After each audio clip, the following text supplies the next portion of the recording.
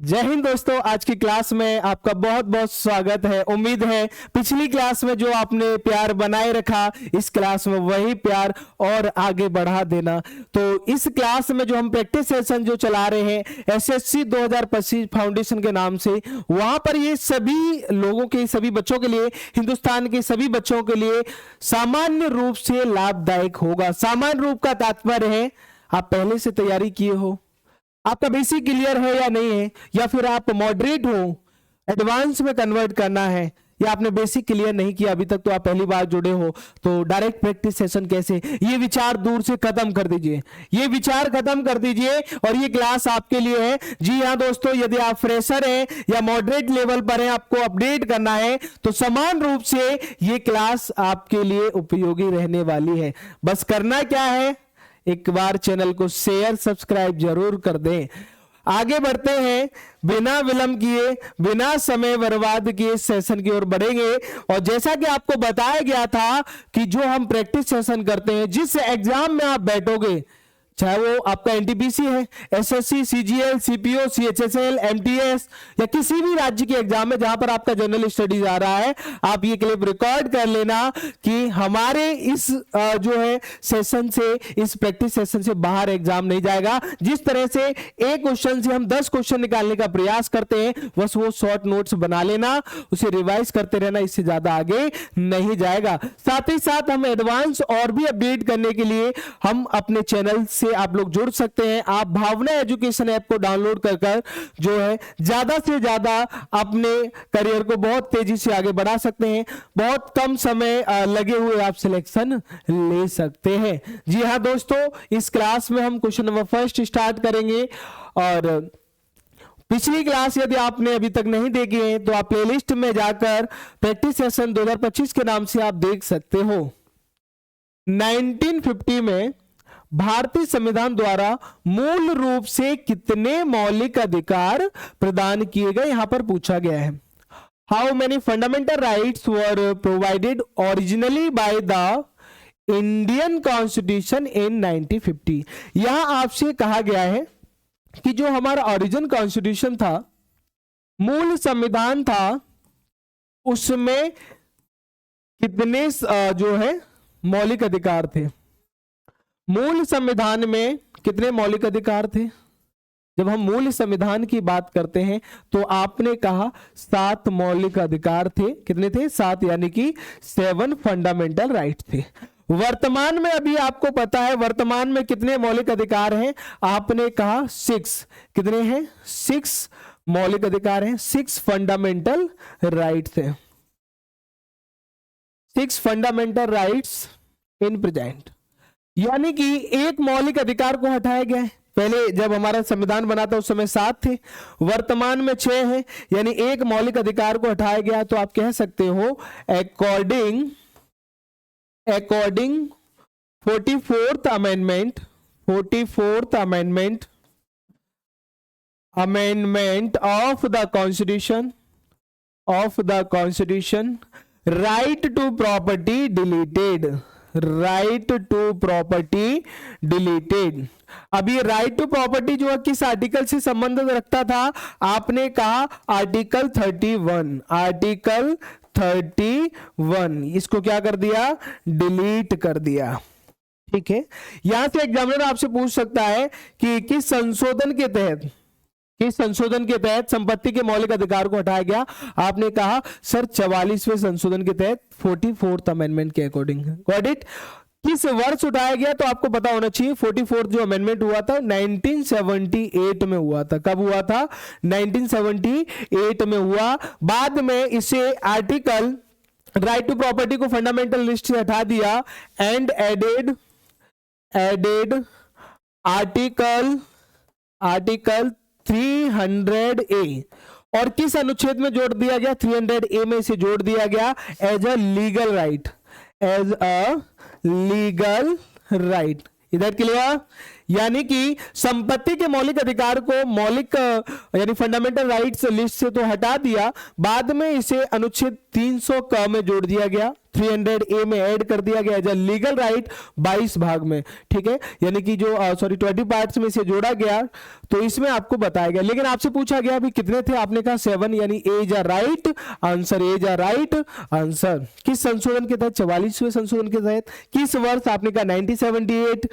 किस आर्टिकल्स को डिलीट किया, आपने कहा आर्टिकल 31, आर्टिकल 31। आप सभी जानते हो कि मौलिक अधिकारों की सूची को, पार्ट 3 को, संविधान के भाग 3 को मैग्ना कार्टा कहा जाता है। जी हां दोस्तों, बहुत बारी एग्जाम में क्वेश्चन बना हुआ है कि मैग्ना कार्टा संविधान के किस भाग को कहा जाता है। Which part called Magna carta of the constitution, answer will B part 3, यानी मौलिक अधिकारों की जो सूची है, ये जो भाग है, इसे ही मैग्ना कार्टा कहा जाता है। मौलिक अधिकार यानी कि fundamental rights adopted from which country bye inspired bill of rights, मौलिक अधिकारों को किस देश से अपनाया गया, और यहां पर यह भी कहा गया है कि हमने बिल ऑफ राइट से इंस्पायर्ड होकर इन्हें अपने संविधान में लिस्टेड किया गया है। तो आप सभी को पता है कि मौलिक अधिकारों को हमने अमेरिका के संविधान से अडॉप्ट किया है, स्वीकार किया है, यूएसए के कॉन्स्टिट्यूशन से, और वहां पर इन्हें बिल ऑफ राइट्स के नाम से जाना जाता है।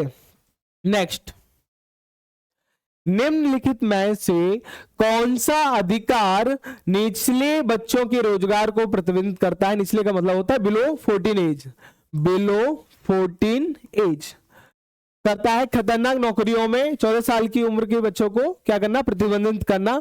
हम कह सकते हैं हजार्डियस जो प्लेसेज होते हैं, ठीक है, बहुत ही हानिकारक जो जगह होती है, जो फैक्ट्री होती है, उसमें which of the following rights forbid the employment of children below the age of 14 years in the dangerous job या हजार्डियस फैक्ट्री भी आप कह सकते हो। तो किस आर्टिकल में, यानी कौन सा फंडामेंटल राइट्स है, कौन सा राइट्स है?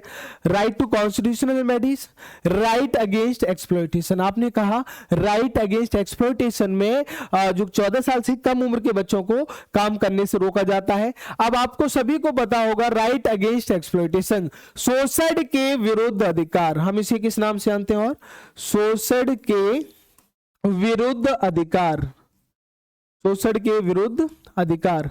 यदि आपका कोई एक्सप्लॉयटेशन हो रहा है तो आपके पास फंडामेंटल राइट्स है। राइट अगेंस्ट एक्सप्लॉयटेशन किस अनुच्छेद से संबंधित करता है? आपने कहा अनुच्छेद 23 से लेकर 24 में बताया गया है। अनुच्छेद 23 में आर्टिकल 23 में, आर्टिकल 23 जो है वो किसकी बात कर रहा है? प्रोहिबिट ऑफ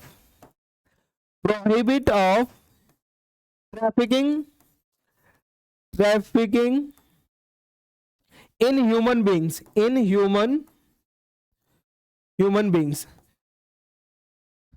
ये कह रहा है कि prohibit of trafficking in human beings, यानी कि जो मानव व्यापार है, मानव देह व्यापार है, या फिर हम कह सकते हैं जो बंधुआ मजदूरी है, या फिर बेगार, बेगार का मतलब होता है विदाउट जो कि वेजेस, बिना पगार के जो मजदूरी है, या किसी की इच्छा के खिलाफ आप किसी से काम कराते हो, बंधुआ मजदूरी हो गया, स्लेव हो गया, दासों का काम यदि आप कराते हो, तो ये क्या है? ये आपका फंडामेंटल राइट का वायलेशन हो रहा है। ये आर्टिकल 23 में ये अधिकार दिए कि ऐसा कोई आपसे नहीं करा सकता। आर्टिकल 24 में किस शोषण की बात की गई है? आर्टिकल 24 जैसा कि हमने बताया ये भी एक मौलिक अधिकार है और ये शोषण के विरुद्ध अधिकार की बात करता है। तो ये जो 14 साल की उम्र के बच्चे होते हैं, 14 एज जो चिल्ड्रेन होते हैं, वो hazardous place, factory, dangerous area में वर्क नहीं कर सकते, ये अनुच्छेद 24 में बताया गया है। उसके अलावा किसी प्रकार का भी शोषण होगा वो अनुच्छेद 23 में आएगा। किसी प्रकार की एक्सप्लॉयटेशन की बात कर रहा है एग्जामिनर तो वो आर्टिकल 23 में आएगा। क्लियर? यानी कि B is a right answer. Right to freedom आपको पता है ये 19 से 22 में बताया गया है, 19 से 22, 19 से 22 में बताया गया है। राइट टू इक्वलिटी आप सभी जानते हैं, ये अनुच्छेद 14 से 18 में बताया गया है, ठीक है। और राइट टू कॉन्स्टिट्यूशनल आप सभी को पता है, ये अनुच्छेद आपका 32 में बताया गया, 32 में बताया गया है। संवैधानिक उपचारों का अधिकार अनुच्छेद 32 में बताया गया है। आप ये भी जानते हो कि आर्टिकल 32 को B.R. अम्बेडकर ने, ठीक है, which article called as a heart and soul of the constitution, किस अनुच्छेद को संविधान की हृदय आत्मा कहते हैं? तो आपने कहा राइट टू कॉन्स्टिट्यूशनल रेमेडीज, संवैधानिक उपचारों के अधिकार को संविधान की हृदय और आत्मा कहते हैं, हार्ट एंड सोल कहते हैं। किसने कहा? ये बी.आर. अंबेडकर जी ने कहा, अनुच्छेद 32 को कहा। ठीक है, याद रखना। ये जो क्वेश्चन पूछा गया है एसएससी सीपीओ 2023 में पूछा गया है, बहुत ही आसान सा प्रश्न है आपका, और आगे कैसे पूछ सकते हैं हम उस पर भी चर्चा कंटिन्यू कर रहे हैं।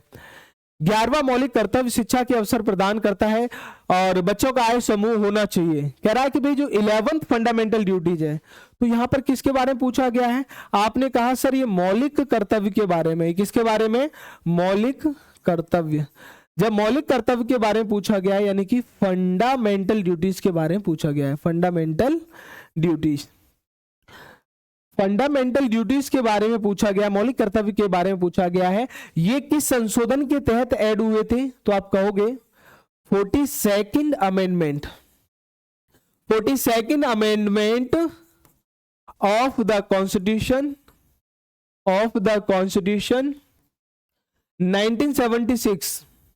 ठीक है, fundamental duties added, fundamental duties added, ठीक है, एंड इंसर्टेड एक नया अनुच्छेद जोड़ा गया, एंड इंसर्टेड न्यू आर्टिकल, कौन सा आर्टिकल? आपने कहा 51A, बिल्कुल सही कहा आपने कि अनुच्छेद 51, अनुच्छेद 51A जोड़ा गया, 51A। 51 का भी हम इसे पढ़ते हैं, ठीक है, 51 का।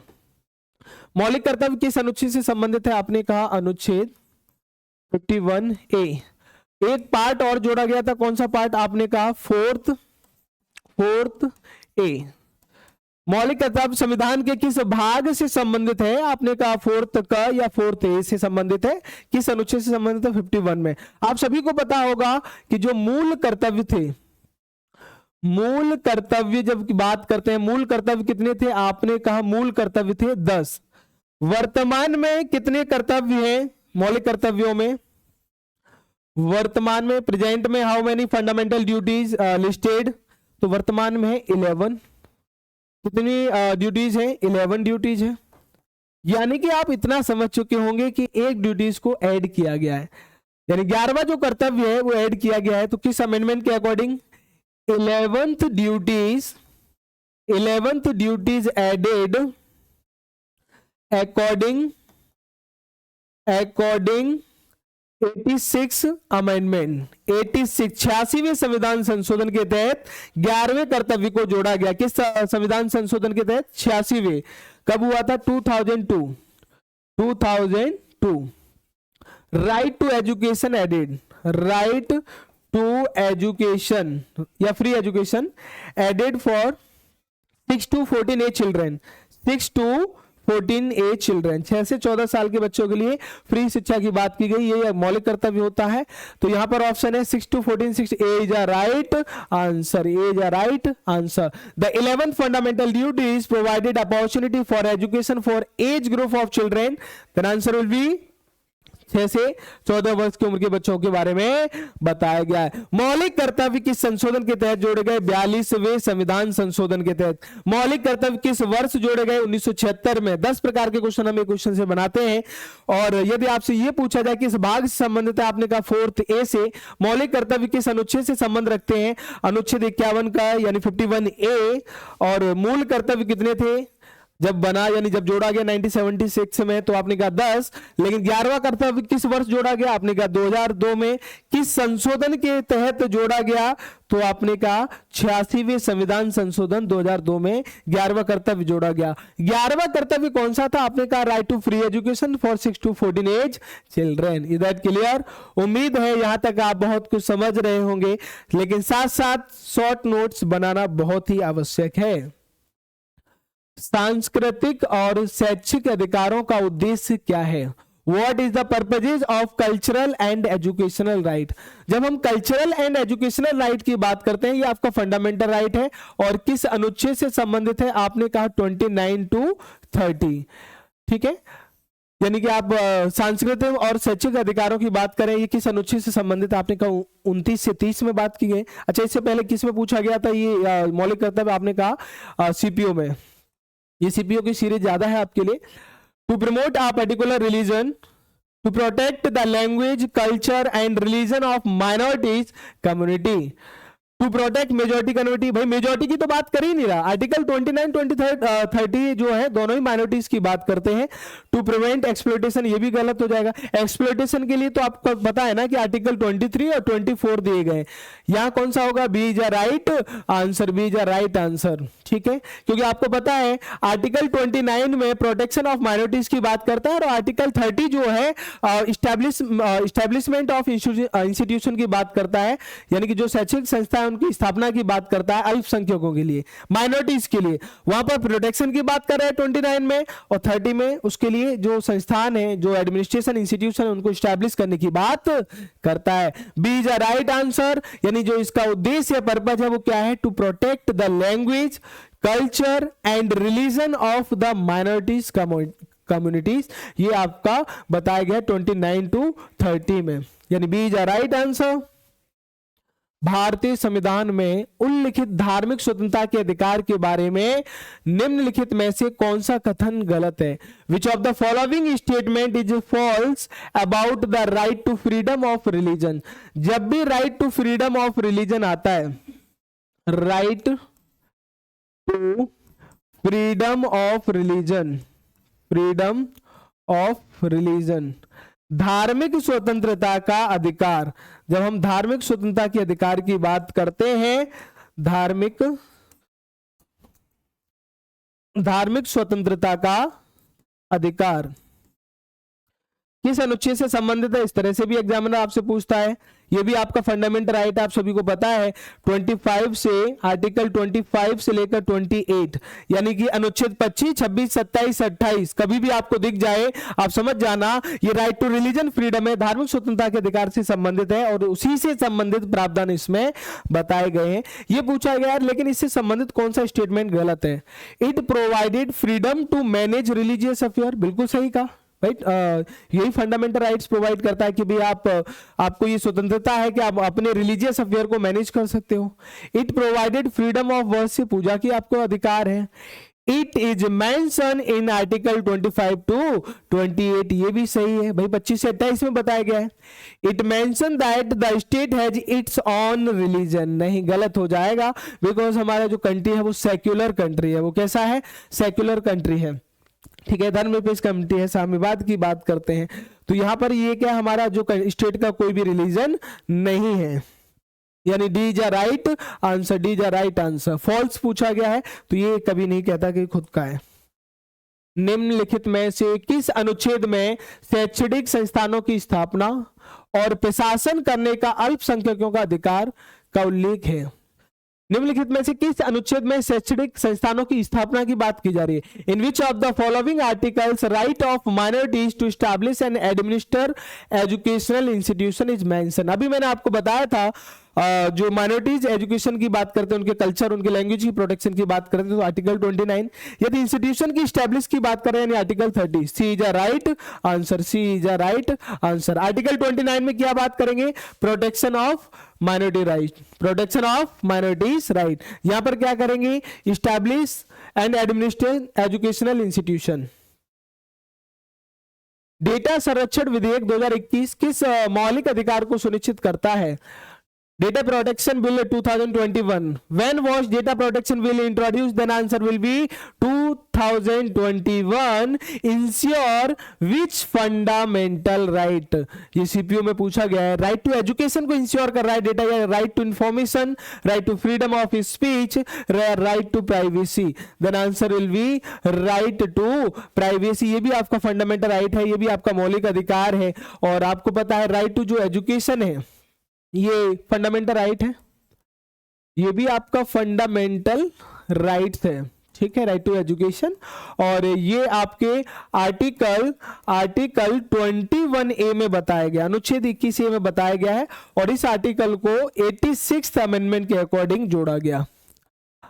According 86th amendment right to education added, right to education added, ठीक है, 2002 आप सभी को पता है राइट टू एजुकेशन की बात कर रहा है, और राइट टू इंफॉर्मेशन टेक्नोलॉजी की बात करें आरटीआई, ये 2005 एक्ट में पास हुआ था, ये अभी आपको पता है। राइट टू आरटीआई जिसे ठीक है बोलते हैं, राइट टू इंफॉर्मेशन टेक्नोलॉजी, ये 2005 में पास आउट हुआ था। Right to freedom of speech, ये आर्टिकल 19 के फर्स्ट में बताया गया है। अनुच्छेद 21 में 6 प्रकार की स्वतंत्रताओं का प्रोटेक्शन की बात की जाती है, उसमें बताया गया है। तो D is a right answer, D is a right answer, D is a right answer. Right to privacy, निजता का अधिकार से संबंधित है ये डेटा संरक्षण विधेयक। निम्नलिखित में से किस अनुच्छेद में मौलिक अधिकारों से असंगत या उनका अनादर करने वाले कानून का उल्लेख है? In which of the following articles law inconsistent with और in derogation of the fundamental rights is mentioned? इसमें बताया गया है कि भाई अगर मान लीजिए कोई भी फंडामेंटल राइट का वॉयलेशन करता है, निम्नलिखित में से किस अनुच्छेद में मौलिक अधिकारों से असंगत या उनका अनादर करने वाले कानून का उल्लेख है? In which of the following articles law inconsistent, आप सभी को पता है ये फंडामेंटल आर्टिकल 13 में बताया गया। किसमें बताया गया? आर्टिकल 13, यानी कि A is a right answer, A is a right answer. Article 14 में क्या बताया गया? Equality before law, equality before law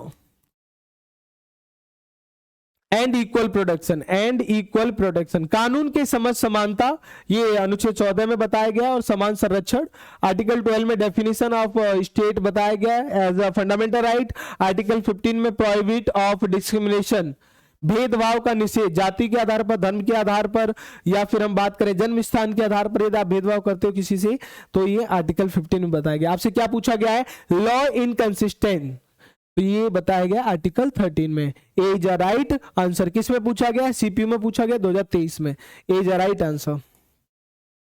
राष्ट्रीय ध्वज और राष्ट्रगान का सम्मान प्रत्येक भारतीय नागरिक का है। Dash respect for the national flag and national anthem is every Indian citizen, क्या है? डायरेक्टिव प्रिंसिपल है, फंडामेंटल ड्यूटीज है, ये फंडामेंटल राइट है। Then answer will be fundamental duty. Fundamental, ये मौलिक कर्तव्य है, राष्ट्रीय ध्वज और राष्ट्रगान का सम्मान कर रहे हैं प्रत्येक नागरिक। ठीक है, आप सभी को पता है ये भाग 4 क में बताया गया है और अनुच्छेद 51 से संबंधित है। जब संपत्ति के अधिकार को मौलिक अधिकार के रूप में समाप्त कर दिया गया तब प्रधानमंत्री कौन थे? अभी आपको बताया था संपत्ति के अधिकार को मौलिक अधिकार के रूप में समाप्त किस वर्ष किया गया? आपने कहा 1978। किस संशोधन के तहत किया? आपने कहा 44वें संविधान संशोधन के तहत। ठीक है, किस अनुच्छेद से संबंधित? आपने कहा आर्टिकल 31। लेकिन यहां आपसे पूछा गया है कि उस समय प्रधानमंत्री कौन थे?